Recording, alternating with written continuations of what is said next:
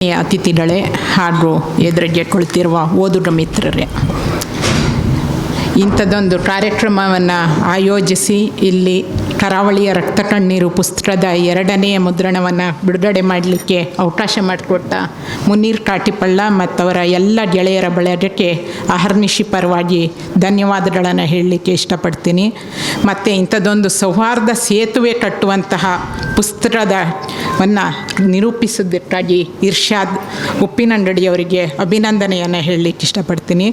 ಮತ್ತು ಈ ಪುಸ್ತಕಕ್ಕೆ ಬೆನ್ನುಡಿ ಬರೆದ ಇಬ್ಬರು ಗೆಳೆಯರು ಸುಧೀರ್ ಕುಮಾರ್ ಮುರೊಳ್ಳಿ ಮತ್ತು ವಿದ್ಯಾದಿನಕರ್ ಇಬ್ಬರು ಉಪಸ್ಥಿತರಿದ್ದಾರೆ ಈ ಕಾರ್ಯಕ್ರಮದಲ್ಲಿ.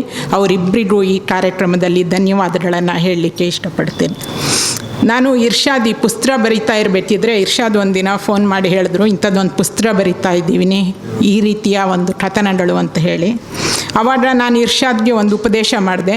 ನೋಡು ಇರ್ಷಾದ್, ಇದೊಂದು ದ್ವೇಷವನ್ನು ಕೆರಳಿಸುವಂತಹ, ಆಕ್ರೋಶವನ್ನು ಕೆರಳಿಸುವಂತಹ, ಕ್ರೋಧ ಉಂಟು ಮಾಡುವಂಥ ನಿರೂಪಣೆ ಆಗಿರಬಾರ್ದು ಯಾವುದೇ ಕಾರಣಕ್ಕೂ ಅಂತೆಲ್ಲ. ಆದರೆ ಅವರು ಹಸ್ತಪ್ರತಿ ಕೊಟ್ಟ ಮೇಲೆ ನನ್ನ ಉಪದೇಶ ಎಲ್ಲ ವ್ಯರ್ಥ ಅನ್ನಿಸ್ತು ನನಗೆ. ಯಾಕೆ ಅಂದರೆ ಇಡೀ ಪುಸ್ತಕದಲ್ಲಿ ಯಾವ ತಾಯಂದಿರು ತಮ್ಮ ಮಕ್ಕಳನ್ನ ಕಳ್ಕೊಂಡಿದ್ದಾರೋ ಅವ್ರು ಯಾರೂ ಆಕ್ರೋಶಭರಿತವಾದ ಮಾತುಗಳನ್ನು ಆಡ್ತಾ ಇಲ್ಲ. ಯಾವ ತಾಯಂದಿರು ತಮ್ಮ ಬದುಕನ್ನೇ ಕಳ್ಕೊಂಡಿದ್ದಾರೋ, ತಮ್ಮ ಅಮೂಲ್ಯವಾದ ಮಗುವನ್ನು ಕಳ್ಕೊಂಡಿದ್ದಾರೋ ಅವ್ರು ಯಾರೂ ಕ್ರೋಧಭರಿತವಾದ ಮಾತುಗಳನ್ನು ಆಡ್ತಾ ಇಲ್ಲ, ದ್ವೇಷಪೂರಿತ ಮಾತುಗಳನ್ನು ಆಡ್ತಾ ಇಲ್ಲ. ಬದಲಿಡವರು ಎಲ್ಲರೂ ತಮ್ಮ ಮಗನಿಗೆ ಇಂಥ ಸ್ಥಿತಿಯನ್ನು ತಂದವನಿಗೆ ಶಿಕ್ಷೆ ಆಗಲಿ ಅಂತ ಕೇಳ್ತಾ ಇದ್ದಾರೆ. ನ್ಯಾಯಬದ್ಧವಾದ ಹಕ್ಕನ್ನು ಕೇಳ್ತಾ ಇದ್ದಾರೆ. ಜೊತೆಗೆ ಒಂದು ಬೇರೆ ಧರ್ಮದವ್ರ ಬಗೆಗೆ ಯಾವುದೇ ದ್ವೇಷ ಅವ್ರ ಮಾತುಗಳಲ್ಲಿಲ್ಲ.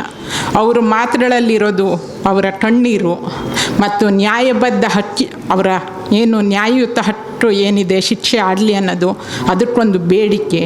ಮತ್ತು ಉಳಿದ ಯಾವ ತಾಯಂದಿರಿಗೂ ಇಂಥದ್ದೊಂದು ಸ್ಥಿತಿ ಬರದೇ ಇರಲಿ ಅನ್ನೋ ಪ್ರಾರ್ಥನೆ. ಇದು ಎಲ್ಲ ತಾಯಂದಿರ ಧ್ವನಿಯಲ್ಲಿದೆ. ಅದು ಹಿಂದೂ ತಾಯಿ ಆಗಿರ್ಬೋದು, ಮುಸ್ಲಿಂ ತಾಯಿ ಆಗಿರ್ಬೋದು. ತಾಯಂದಿರ ಈ ಪ್ರಾರ್ಥನೆ ಎಲ್ಲ ತಾಯಂದಿರದ್ದು ಆಗಿದೆ. ಆದ್ದರಿಂದ ಈ ಪುಸ್ತಕ ಓದಿದವರಲ್ಲೂ ಆ ಪ್ರಾರ್ಥನೆಯನ್ನೇ ಮೂಡಿಸುತ್ತೆ ಅಂತ ನನಗೆ ಇಷ್ಟು ದಿನದಲ್ಲಿ ಅರಿವಾಗಿದೆ. ಮತ್ತು ಇನ್ನೊಂದು ಕಟು ಸತ್ಯನ ಈ ಪುಸ್ತಕ ತೆರೆದಿಡ್ತು. ಆ ಕಟು ಸತ್ಯ ಏನು ಅಂದರೆ, ಹಿಂದೂ ಇರಲಿ ಮುಸ್ಲಿಮರಿರಲಿ, ಅವ್ರು ಶ್ರೀಮಂತರಾಗಿದ್ದರೆ, ಈವನ್ ಪ್ರಧಾನಿಗಳಾಗಿದ್ದರೆ, ಇನ್ನೊಂದು ಅಧಿಕಾರದಲ್ಲಿದ್ದರೆ ಅವರು ಪರಸ್ಪರ ಗೆಳೆಯರಾಗಿರ್ತಾರೆ. ಅವರು ಅರ್ಧ ರಾತ್ರಿಯಲ್ಲಿ ವಿಮಾನದಲ್ಲಿ ಹೋಗಿ ಅಪ್ಕೊಂಡು ಸ್ನೇಹ ಬೆಳೆಸ್ತಾರೆ. ಆದರೆ ಇಲ್ಲಿ ನೋಡಿ, ಇಲ್ಲಿ 13 ಕೊಲೆಗಳಾಗಿದೆ. ಹಿಂದೂ ಆಗಿದ್ದಾನೆ, ಮುಸ್ಲಿಂ ಆಗಿದ್ದಾನೆ ಅನ್ನೋ ಕಾರಣಕ್ಕೆ ಕೊಲೆ ಆಗಿದ್ದಾರೆ. ಕೊಲೆ ಆದವರೆಲ್ಲರೂ ಬಡವರು. ಆದರೆ ಬಡವರಷ್ಟೇ ಅಲ್ಲ, ಹಿಂದೂ ಆಗಿದ್ದರೆ ಅವನು ಮುಸಲ್ಮಾನನ ಜೊತೆಗೆ ಸ್ನೇಹದಿಂದಿದ್ದಾನೆ, ಮುಸಲ್ಮಾನ ಆಗಿದ್ದರೆ ಅವನು ಹಿಂದುವಿನ ಜೊತೆಗೆ ಸ್ನೇಹದಿಂದಿದ್ದಾನೆ, ಮತ್ತು ಮುಸಲ್ಮಾನನಾದವನು ಹಿಂದುವಿನ ಮನೆಯಲ್ಲಿ ಕೆಲಸದಲ್ಲಿದ್ದಾನೆ, ಅವನ ಹೊಟ್ಟೆಪಾಡಿಗಾಗಿ. ಹಿಂದೂ ಆಗಿದ್ದರೆ ಮುಸಲ್ಮಾನನ ಮನೆಯಲ್ಲಿ ಕೆಲಸದಲ್ಲಿದ್ದಾನೆ. ಆ 13 ಜನರಲ್ಲೂ ಈ ಸಮಾನ ಅಂಶ ಇದೆ ಕೊಲೆ ಆದವರಲ್ಲಿ.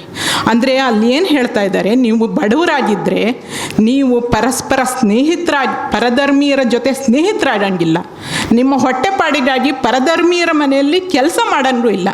ಅಂದರೆ ನಿಮ್ಮ ಹೊಟ್ಟೆಪಾಡನ್ನು ಅವರು ವಂಚಿಸ್ತಾ ಇದ್ದಾರೆ, ನಿಮ್ಮ ಸ್ನೇಹವನ್ನು ಅಂದರೆ ನೀವು ಬಡವರಾಗಿದ್ದರೆ ನೀವು ಸ್ನೇಹ ಬೆಳೆಸೋ ಹಕ್ಕಿಂತ ಸಹ ನೀವು ವಂಚಿತರು ಅಂತ ಹೇಳ್ತಾ ಇದ್ದಾರೆ. ಇವರು ಯಾರ ಜೊತೆಗೂ ಬಿಸ್ನೆಸ್ ಪಾರ್ಟ್ನರ್ಸ್ ಆಗಿರ್ಬೋದು, ಯಾವ ಕಸ ಇಟ್ಟಾನೆಗಳನ್ನು ಇವ್ರು ನಿಭಾಯಿಸ್ಬೋದು, ಇವ್ರು ಏನಾದರೂ ಮಾಡ್ಬೋದು, ಇವ್ರಿಗೆ ಯಾರಿಗೂ ಧರ್ಮ ಅಡ್ಡಿ ಬರಲ್ಲ.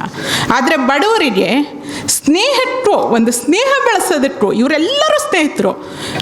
ಮೊದಲಿಂದ ಕೊನೆಯ ತನಕನೂ 13 ಜನರಲ್ಲೂ ಅವರಲ್ಲಿ ಧರ್ಮದ ದ್ವೇಷ ಇಲ್ಲ. ಹಿಂದೂ ಆಗಿದ್ದರೆ ಅವ್ರು ಮುಸ್ಲಿಮರ ಬಗ್ಗೆ ದ್ವೇಷ ಇಲ್ಲ, ಅವರಿಗೆ ಮುಸ್ಲಿಮರ ಬಗ್ಗೆ ಪ್ರೀತಿನೇ ಇದೆ.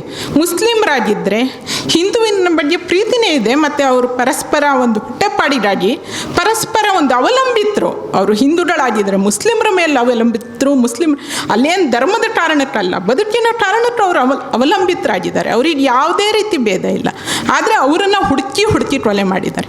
ಅಂದರೆ ಇಲ್ಲಿ ಸ್ಪಷ್ಟವಾಗಿ ಹೇಳೋದು, ಈ ಪುಸ್ತಕ ಒಂದು ಧ್ವನಿಯನ್ನು ಸ್ಪಷ್ಟವಾಗಿ ಹೇಳ್ತಾ ಇದೆ, ನೀವು ಬಡವರಾಗಿದ್ದರೆ ನಿಮ್ಮನ್ನು ಒಂದು ಸ್ನೇಹದಿಂದಿರಕ್ಕೂ ಬಿಡಲ್ಲ, ಸೌಹಾರ್ದದಿಂದಿರಕ್ಕೂ ಬಿಡಲ್ಲ. ನಾವು ಸೌಹಾರ್ದ, ಸ್ನೇಹ ಎಲ್ಲವೂ ನಮ್ಮ ಬಿಸ್ನೆಸ್ಗಾದ್ರೆ ಏನಾದರೂ ಮಾಡ್ಬೋದು, ನಾವು ಯಾವುದೇ ರೀತಿಯಲ್ಲಿ.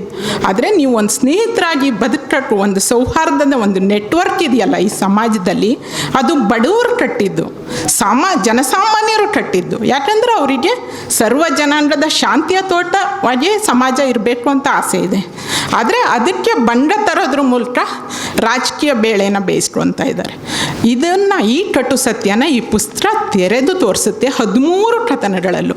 ಇಷ್ಟನ್ನು ನಾವು ಅರ್ಥ ಮಾಡಿಕೊಂಡ್ರೆ ಯಾವ ತಾಯಿಯು ಈ ಕಾರಣಕ್ಕಾಗಿ ತಮ್ಮ ಮಕ್ಕಳನ್ನು ಕಳ್ಕೊಂಡು ಕಣ್ಣೀರಿಡುವ ಪರಿಸ್ಥಿತಿ ಬರಲ್ಲ, ಯಾವ ಮಗುವು ಅನಾಥ ಆಗಲ್ಲ, ಯಾವ ಅಣ್ಣ ತಮ್ಮಂದಿರು ಅಕ್ಕ ತಂಗಿಯರು ಅನಾಥರಾಗೋದಿಲ್ಲ.